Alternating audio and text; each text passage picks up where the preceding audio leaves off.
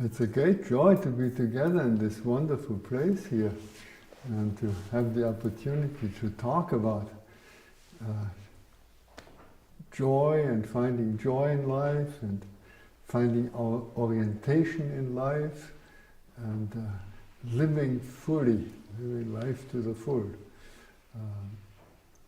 When we spoke about finding joy, we said that the little method is stop, look, go.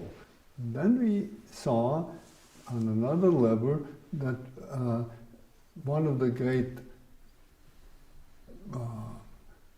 longings in our time is for people not only to find joy and peace, but also to find orientation. Many people today are disoriented. So we have stop, look, go, why, what, how, and now we come to another level, and that is how do we in daily life experience that? And there are again three great attitudes in life that make for full life, for full aliveness. And they are faith and hope and love, if we understand it correctly. So the stop leads us to ask why, and the why confronts us with that great abyss, that great mystery, that great nothing, that great silence. And in that silence, we find a relationship. We can either entrust ourselves to it, and that is faith, to trust the silence, to trust the why, to trust the why that has no answer. The why of life has no answer. The source of life, to trust that source. And that trust is called faith. And there we have to make a distinction. Faith is not believing something. Many people think faith means believing something. Faith is not believing something. Faith is trusting in something, and that in is life. It's not this or that belief. The beliefs divide us, but the trust unites all people. And that trust, that courageous trust, that is the definition for faith. So the opposite of faith is not disbelief or unbelief or lack of belief, but the opposite of faith is fear. And fear is the root of everything that goes wrong in life, because fear makes us shrink up, fear makes us hostile, because all hostility comes from fear. Fear makes us want to get up over others and oppress the others. Fear makes us greedy, fear that there isn't enough to go around, so we want more and more.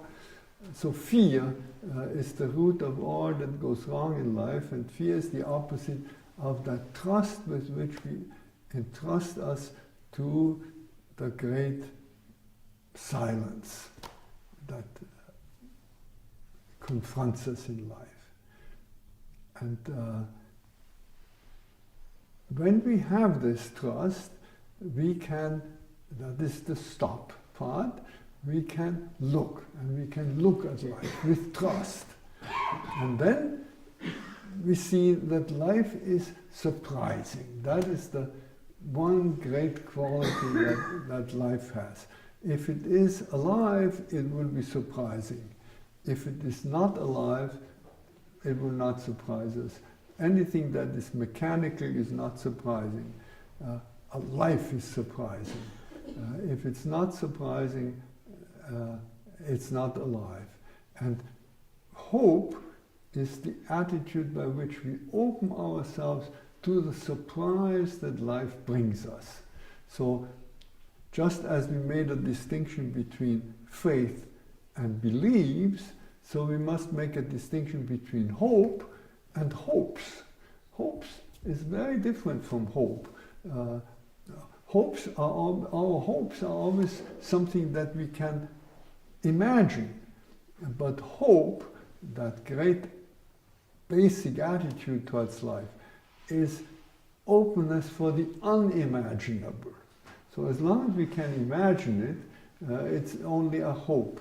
But hope is open for that great mystery, that great surprise, out of which everything comes to us. And to learn that hope, that is the opposite of despair.